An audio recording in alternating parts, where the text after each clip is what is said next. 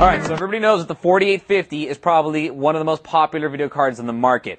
It's at the right price point, it's got the right amount of performance, it's perfect for most people's monitors, and it plays just about any single game on the market that you want it to play.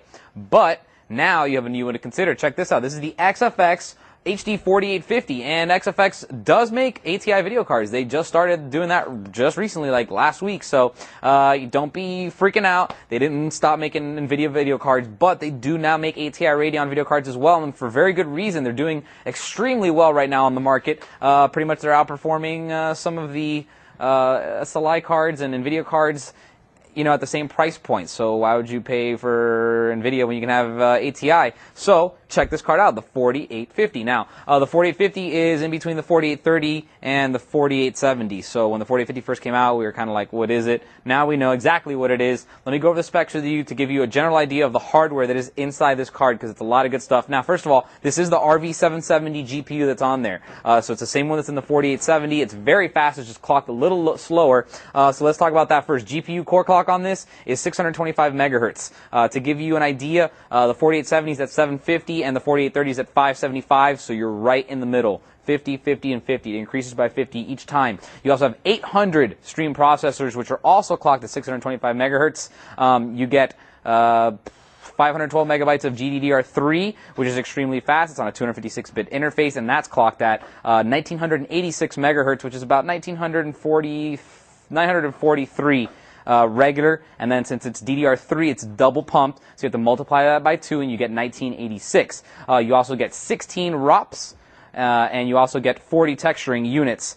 So there's a lot of good hardware on the 4850. It's very powerful, and it's very good for pretty much anything that you want to do. As far as games that are out there that go, if you want to play some Call of Duty 4, some Unreal Tournament 3, World at War, Brothers in Arms, even some Crisis Warhead, Far Cry 2, Fallout 3, all the newest, latest, greatest games are all going to play on here with absolutely no problem. Depending on your monitor size, we'll tell you what settings you might have to go to, but even on Crisis, on a pretty good sized 22-inch monitor, you shouldn't have problems on medium settings as long as you don't turn on the filters, and that's very, very good. It doesn't sound like it's that great because medium's not that good. It's really good. Crisis is really hard to play on most computers, and it's still going to look really awesome no matter what. So, let me take you for a quick, brief tour on the card. First of all, you're going to notice it's a little bit different. It's not that typical round with the flat back, with the round over here. It's all square. It does say XFX on it. It's very simple, very plain.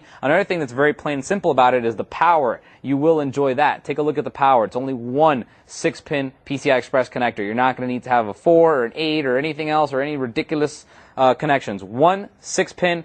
You can run this off a 500-watt power supply if it's good quality, no problem. If you have one of those cheesier, generic Chinese-made ones, you might want to get a 600 just in case, but you're definitely not going to have a problem. I run one of these off of a really good quality 450, no problem. Also, on the other end, you're going to notice those red DVIs are very, very cool looking, and that back is a little bit black. It's definitely very cool looking. It's like a shadow chrome back, so it's going to look real cool if you have a nice case. You have that S-Video in the middle right there. That's for your breakaway cable, which I will show you in a moment. That's a 7-pin S-Video cable. It's digital.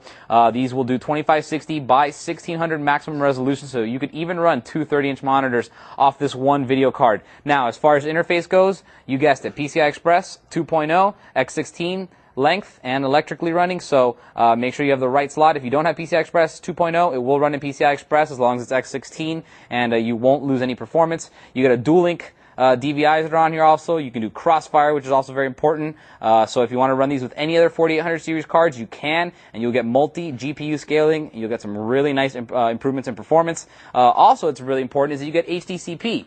HDCP is high bandwidth digital content protection. Some people just shorten it and say high definition content protection, and that's exactly what it does. It protects your high def, your Blu-rays, your HD DVDs, or any content you download off the web. It protects it from being stolen or pirated. So what happens is if you have a nice HD TV and you want to stream one of these high def movies to it, you can't do it just by plugging the cable from the computer to the television. It's not going to work. You need HDCP. This has it, so you will be able to do it. It's also got another great technology called UVD 2.0, which is Universal Video Decoder version 2, and that's really incredible because that lets you get an SPDIF lead cable, plug it into your video card, and you instantly have 7.1 HD lossless audio through the HDMI cable, and that can go either to your television or it can go to your receiver, no problem, and give you that amazing sound. You actually don't even have to have a sound card if you're just going to a receiver, because that's going to be doing the processing for you, and it's sending lossless digital audio through that HDMI cable. So that's very, very awesome. Now, also, as far as games go, DirectX 10.1 is on here. It utilizes Shader Model 4.1 and OpenGL 2.1 as well, which is very important. That's going to let you support a Vivo, as well as some of the stuff that's going to be coming up with parallel graphics processing, physics, stuff like NVIDIA's CUDA is going to get ported eventually to run on these ATI cards, and that will allow you to do stuff like that.